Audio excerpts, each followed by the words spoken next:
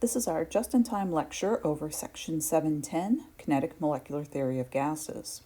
I was glad to see that kinetic molecular theory didn't give you guys too much grief, but I was a little concerned to see that we're still having trouble with units, recognizing what they represent, and unit conversions. Let's begin. All right, so we've been working hard to associate variables with quantities, and this helps anytime we're working with gas laws because it helps us narrow down which gas law we need to apply.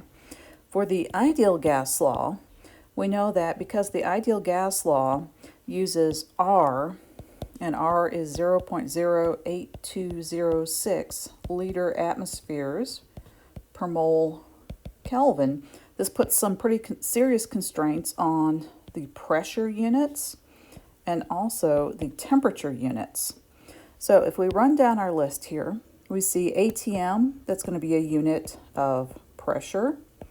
So that's P. 100 degrees Celsius is a temperature. 1 mole is an N. 0.958 grams per milliliter, that is a density. 18 grams per mole is going to be a molar mass, and the textbook gives it this big squiggly M. I'm just going to say this is molar mass. And this is also a temperature.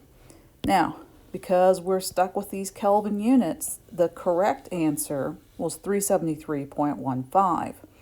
The answer I saw most frequently that was incorrect was 100 degrees Celsius. So memorize R, memorize the units of R, and make sure that you're using the right temperature and pressure units. This question asked for the molar mass of water, and we had some significant confusion with units because I saw that the most common wrong answer, students were choosing density instead of the molar mass. So you really have to pay attention to ml is milliliters. So here we're talking about mass per volume. That's always going to be a density. And molar mass is always going to be mass per count. So how many grams of this substance are in 1 mole of the substance? So this was the correct answer, and this was the most common wrong answer.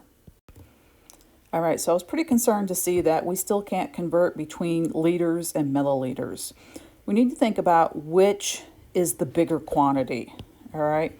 Liters are the larger quantity, and in fact, we see that 1 liter is going to contain 1,000 milliliters. This M, this milli, literally means 1,000.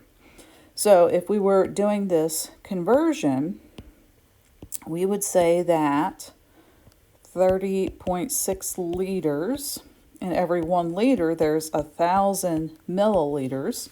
That's my homegrown way of remembering where the big number goes. There are more little milliliters running around than liters, and that's how we get the correct answer, 30,600 milliliters. So this was the correct answer. The most often, or the most frequent wrong answer I got was 0.0306 milliliters. So you ran the decimal point the wrong way.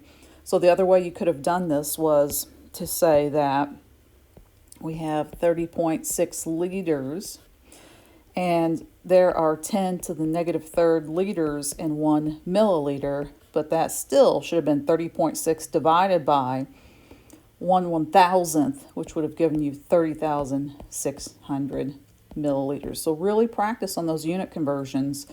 You use them all through chemistry. So if you're taking Gen Chem 2, you're going to see them again next semester.